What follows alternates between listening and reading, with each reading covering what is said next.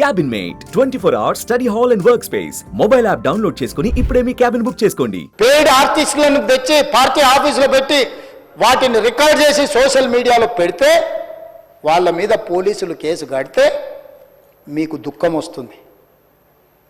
అసలు ఈ భాష ఆ సోషల్ మీడియాలో పెట్టినట్టు ఒకసారి చూడండి అధ్యక్ష. 2014-15లో కొత్తగా ఎమ్మెల్యేలు ప్రమాణ స్వీకారం చేసినప్పుడు TV9లో ABNలో ఏదో వెటకారంగా ఒక చిన్న సన్నివేశాన్ని వేస్తే వాటిని సంవత్సరం పైన ఈ రాష్ట్రంలో బ్యాన్ చేసిండు అధ్యక్ష. రవి ప్రకాశం జైల్లో పెట్టిండు, కృష్ణ మాదిగన్ జైల్లో పెట్టిండు, చాలామంది జర్నలిస్టులు. ఇవాళ జైలుకు పోయిన అమ్మాయి కూడా SC/ST కేసులు ఆ రోజు ఎస్సీలను అవమానించింది, జైలుకు పోయి వచ్చిన అమ్మాయి. ఎవరు జర్నలిస్ట్ అని నేను అడగదలుచుకున్న అధ్యక్ష, జర్నలిస్టులని వేదిక మీద నుంచి INPR లేకపోతే DAVP ఆమోదించిన పత్రికలు ప్రసార సాధనాలు వాళ్ళు ఇచ్చే ID కార్డులు ఉన్నోళ్ళు జర్నలిస్టులా? ఎవడు పడితే వాడు ఏదో ఒక ట్యూబ్ పెట్టుకొని మమ్మల్ని ఇష్ట రాజ్యంగా అధ్యక్ష. ప్రజా జీవితంలో ఉన్నాం కాబట్టి నిజంగా ఓపిక పడుతున్నాం అధ్యక్ష, రక్తం మరుగుతుంది. ఏంది భాష అది అధ్యక్ష? కుటుంబ సభ్యులను అంతేసి మాటలు అంటుంటే అసలు మీరు మనుషులా అని నేను వాళ్ళని అడగదలుచుకున్నా అధ్యక్ష. మీకు భార్య బిడ్డలు లేరా? తల్లిదండ్రులు లేరా? మీ అమ్మనో నీ చెల్లినో నీ భార్యనో ఈ రకంగా మాట్లాడితే నువ్వు ఇంతవా నేను అడుగుతున్న ట్విట్టర్లో పెట్టినోని, అరెస్టును ఖండించినోని. నా భార్య నా బిడ్డను తిడితే నాకు నొప్పి అవుతుంది, కానీ నీకు ఒక ఆడపిల్లను అవమానిస్తుంటే నీకు నొప్పి కాదా? ఏ సంస్కృతిలో ఉన్నారని నేను అడుగుతున్నా అధ్యక్ష. తోడుకలు తీస్తే అధ్యక్ష, ముఖ్యమంత్రిగా చెప్తున్న ఒక్కనొక్కరిని బట్టలు పదేసి రోడ్డు మీద తిప్పిస్తా అధ్యక్ష. రాజకీయాలు ప్రజా జీవితంలో ఉన్నది మేము. విమర్శించండి, విశ్లేషించండి, మా గురించి మాట్లాడండి. ఆడబిడ్డల గురించి, ఇంట్లో ఉన్న ఆడోళ్ళ గురించి మాట్లాడే సంస్కృతి ఎక్కడి నుంచి వచ్చింది అధ్యక్ష? తెలంగాణ సమాజం ఇదేనా? రజాకర్లకు, నిజాంలకు, భూస్వాములకు, పెత్తందారులకు వ్యతిరేకంగా పోరాటం చేసిన స్ఫూర్తి ఓ రామ్జీవ్ గోండే, కొమరం భీమ్, ఓ చాకలి ఐలమ్మ, ఈ ప్రాంతంలో దొడ్డి కుమరయ్య, ఓ సర్దార్ సర్వాయి పాపన్న గౌడు ప్రాతినిధ్యం వహించిన ప్రాంతం ఇది అధ్యక్ష. ఇది ఒక చైతన్యమైన ప్రాంతం. ఈ చైతన్యమైన ప్రాంతంలో ఎదిరించి నిలబడ్డాడు మునగాడు. ఆధిపత్యాలకు వ్యతిరేకంగా నిలబడి కొట్లాడిన గడ్డ ఇది. ఈ సంస్కృతిని మొత్తం సర్వనాశనం చేసి ఒక విష సంస్కృతిని నోటికొచ్చింది మాట్లాడి వాటిని పోస్టు చేయించి ఏం పైశాచిక ఆనందం అని నేను అడుగుతున్నా అధ్యక్ష. వాళ్ళు తిట్టిన తిట్లకు నా పేరు తీసి మీ పేరు రాసుకోండి. ఆడ మీకు అన్నం తినబుద్ధి అవుతుందో నేను చూస్తా. తెలంగాణ రాష్ట్ర ముఖ్యమంత్రి అయితే బలహీనం అయిపోయినట్ట అధ్యక్ష? అట్లా అనుకుంటుర్రా? ఓపిక పట్టిన అధ్యక్ష, నేను మర్యాదకుంటున్నా. మీకు ఎంతమంది ఉన్నారో తెలియదు, నాకు చికాకు వచ్చిందని తెలిస్తే లక్షలాది మంది పిల్లలు రోడ్డు మీదకి వచ్చి బట్టలిప్ప తీసుకొడతారు అధ్యక్ష ఒక్కడినొక్కడిని.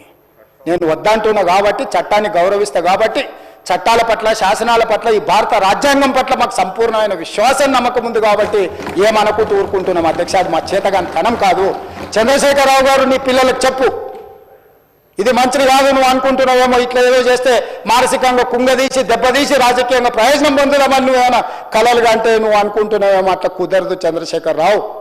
నేను చెప్పదలుచుకున్నా, హద్దు దాటితే, మాట జారితే దాని ఫలితం ఎట్లుంటుందో అనుభవిస్తారని నేను చెప్పదలుచుకున్నా అధ్యక్ష.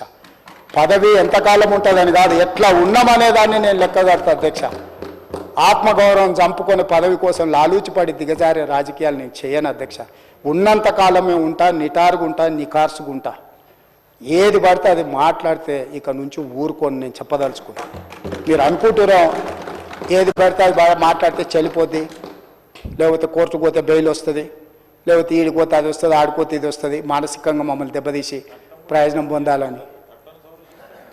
అవసరమైతే చట్టాన్ని సవరించే పని అని చేస్తాం. ఏం భాష అధ్యక్ష? ఒకసారి మీరు చూడండి అధ్యక్ష.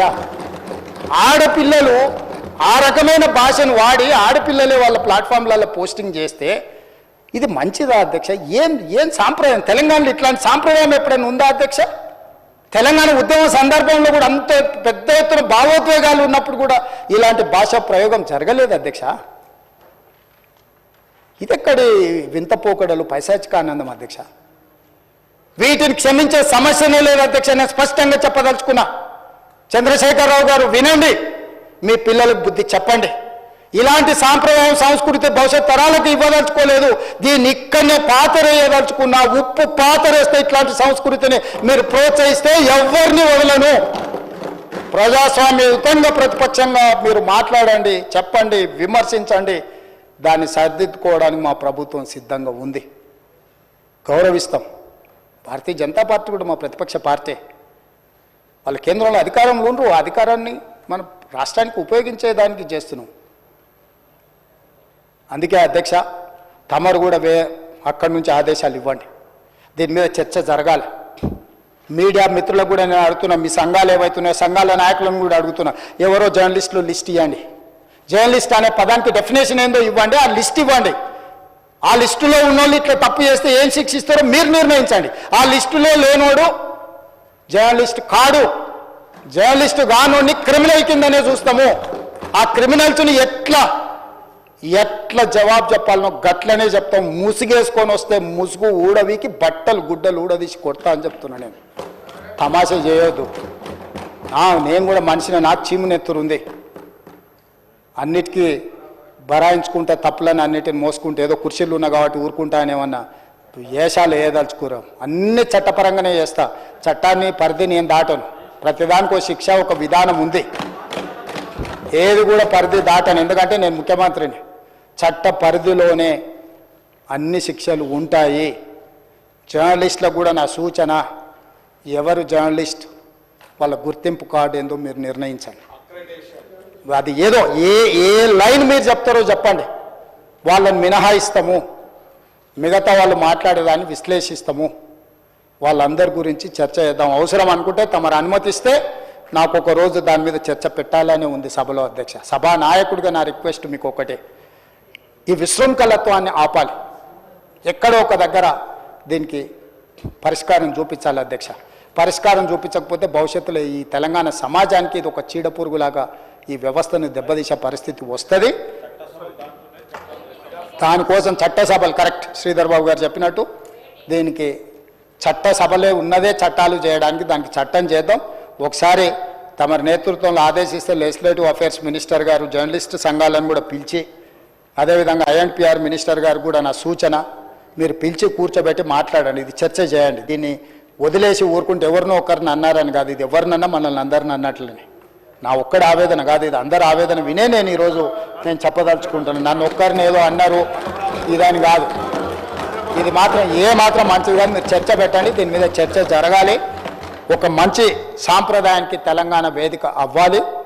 అందరినీ సహకరించమని సభలో ఉన్న సభ్యులందరం కూడా చర్చించుకుందాం. స్వీయ నియంత్రణతో పాటు రాజ్యాంగపరమైన నియంత్రణ కూడా అవసరమే. ఎవరైనా పరిధి దాటినప్పుడు ఏ రకంగా శిక్షించాలనో దానికి అవసరమైన చట్టాన్ని చేయడానికి కూడా తమరిని అనుమతి ఇవ్వాల్సిందిగా కోరుకుంటూ తమరి దగ్గర సెలవు తీసుకుంటున్నా అధ్యక్ష. సుమన్ టీవీలో మీ పర్సనల్ అండ్ బిజినెస్ ప్రమోషన్స్ కోసం కింది నెంబర్కి కాంటాక్ట్ చేయండి.